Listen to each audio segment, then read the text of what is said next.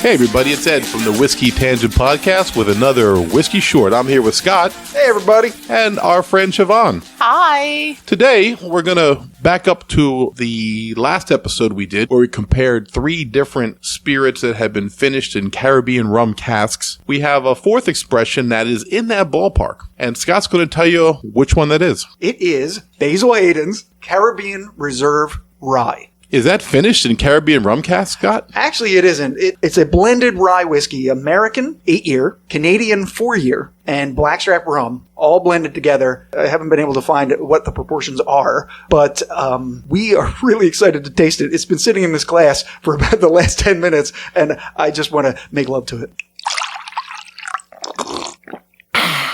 Whiskey Short. Wow. Sorry, Siobhan. Siobhan is actually the mayor of Jackie's Crossing, and she's joining us tonight for the first time ever on the Whiskey Tangent Podcast, but we've known her for quite a while. About a year. It's an honor, Your Honor. Oh, well, thank you, gentlemen, for having me. I've been listening to your podcast for a while now, and it's very exciting. Well, thank you. I heard you were elected in a landslide.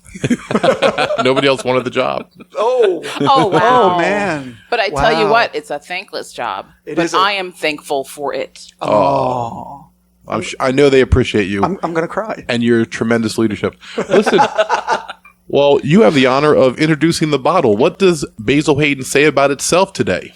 Basil Hayden's. Inspired by the pioneering spirit of Basil Hayden's bourbon, we finished this intriguing blend of rye whiskeys with a touch of rum, balancing our signature rye spice with a subtle Caribbean sweetness. Nice. Can't wait. This unique release blends Kentucky straight rye whiskey with Canadian rye whiskey and a subtle touch of blackstrap rum. Like I said. Redundant. The result is an amber spirit with aromas of toasted oak, brown spices, and molasses. At a smooth 80 proof, the rye spice and oak flavors are perfectly complemented by the rum's inherent sweetness. For a well-rounded spirit, you can enjoy any way you like. Oh, Siobhan, you may not know this, but Ed puts the asses in molasses. Oh, wow. Damn right. Getting the Man. seats, bitches. Listen, I have yet to be disappointed by any of the bourbons, ryes, or Irish whiskeys that I have enjoyed that have been finished in Caribbean rum. Yeah, if you casks. listen to the last episode, we liked all All three three of them had. were delicious. Yeah, and there's, several on the list that we want to try. And we shall try them. We have to try all of them. Is there truly any rum that you have tried that you have not enjoyed? Rum. Well, I'm not a big rum drinker, actually. But to your point, an actual dark rum, Yeah. I think I've only tried 1 or 2, like a real drink on the rocks. Scott and I both enjoy a nice dark and stormy, which is made famous with Gosling's Bermuda dark rum and ginger beer. But we don't drink the Goslings like on the rocks. No, I have had some that you can sip as a spirit in that way, like on the rocks. The same way you could do, of course, with upscale tequila. But I agree with Scott that we don't have enough experience to sit there and say which rum is appropriate to drink with bourbon. Right. Well- Siobhan, do you know? No, I really don't, but I think that's something you should look into for your next venture. It could be the rummy tangent. Right. Right. I mean, we can, like, we talked about this before. We could do tequilas, we could do gins, we could do rums. We could do anything. It's our podcast. Right. Bartender's rainbow. Yeah. Our passion lies with the whiskeys, which is why we're doing what we're doing now. But certainly, But almost any barrel finished spirit would be probably in our wheelhouse. I agree with that. Interesting. Good point, Siobhan. Yeah.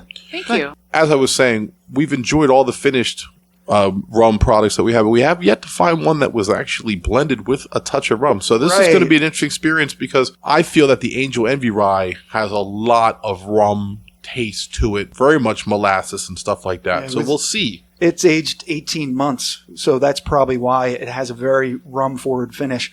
This actually has rum in it, and since this is a quick taste, it's taking a long time to get to the I know, I taste. cannot wait to taste it.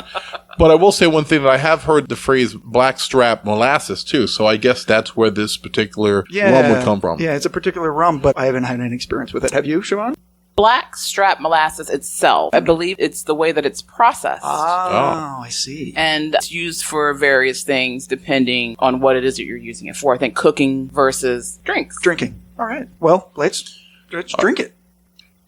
Oh, that's really nice. That's very nice. Wow. It's incredibly smooth at 80 proof. It's not very fiery. I'm getting the same sort of smell that I get with the Angel's Envy Rye, the maple syrup, But yet butterscotchy flavors. But yet the taste isn't the same. It's No. No. It's very interesting. There's not as much molasses in the taste as there is in the smell, in the nose, which is okay. Now, I haven't had it on the rocks glass with ice yet, so maybe it's going to open up some different flavors, but it's going to be interesting to see how the flavor changes once we have it diluted a little bit with some water and ice. So what are you finding, Scott? It's very strange, and I say this about a lot of whiskeys, I get a little bit of peanut butter. I can totally see that and taste that. I'm still with the molasses. I have a very strong molasses and vanilla flavors going on right now. Yeah, there is a Both nut of those. flavor of sorts. Yeah, it's a nut. Maybe it's not peanut butter, but there's a nutty, maybe cashew. Or maybe it's just the molasses itself, because the aftertaste kind of, Yeah. I can still taste the molasses. All right, did we try it on the rock chat? Yeah, let's do that. I was drinking it on the rocks. Damn you, Siobhan! There's a process to this. No, there's no process. We just fucking Ed wing was it. drinking his on the rocks, so I said, "Oh, okay." Ed cheats. Snitches get stitches. Oh, wow. Oopsies. I forgot I was dealing with someone from Philadelphia.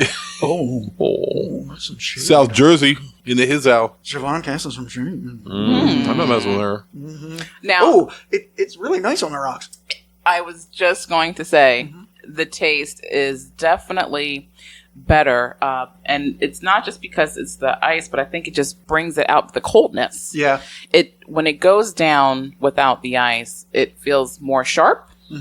Yeah, it definitely, the ice and water will definitely mellow out the alcohol. Correct. Yeah. As a side note, by the way, a traditional heavier rum made from the blackstrap molasses of sugarcane. In sugar refining, molasses is separated from the sugar crystals after each of 3 extraction processes that sugar cane goes through. The third and final separation is called blackstrap. Ah. So that's how you come up with the dark rum that's known as blackstrap rum, which comes from blackstrap molasses. Yeah, so this is a brand new whiskey. Brand new. Like this year. And there are some reviews, but I found this one on Reddit of all places. But I think it encapsulates it pretty well. And let's see if it matches what we found. So on the nose, it says this is a nose you can peg from across the table, as a molasses note immediately fills the surrounding air after only a slightly aggressive pour. As you approach, surprisingly, the molasses yields a bit to traditional bourbon notes of caramel and vanilla. But just beyond those traditional barrel notes comes more molasses, this time combined with a distinct burnt sugar note, as if someone torched the top of a creme brulee. Yeah, I definitely see that. Yeah. Yeah. Absolutely. These Toast. notes dominate from then on the diluted rye grain notes, and then the dill herbal notes that are prevalent in standard Basil Hayden rye are also present, along with a slight lemon sweetness. Wow. The sum of these parts is an odd combination of punchy sweetness but otherwise muted character. So that's the nose. On the palate, so much molasses. Just a pure flavor of molasses from a jar. Very sweet with a bit of pastry, cookie, think ginger snap without the ginger, and a triple dose of molasses. More burnt sugar. Those flavors are so powerful that any rye notes are but a scavenger hunt. I agree. I mean, it doesn't really taste like a rye. But then again, the Angel's Envy rye doesn't either. No, it certainly is a wonderful expression. I still probably like it 4th compared to the 3 that we did last episode. Yeah, I'd Very agree with that. interesting. I'd agree with that too. But this is delicious, and I have to say, we don't love the regular rye. It's fine. Don't get me wrong, Basil Hayden's rye is fine. But their dark rye is so good. yeah, that's the one that's finished in port wine, I think. Yeah. It's spectacular. And they have a 2x2 rye, which I think is 2 bourbons and 2 ryes mixed together. I've never had that. Yeah, that's pretty good too. I love it when you go drinking without me. But anyway, so the... Someone's bitter. Bitter like a Boulevardier. Exactly. But you know what's not bitter? This delicious rum-touched rye whiskey from Basil Hayden. It's perfectly timed for the summer.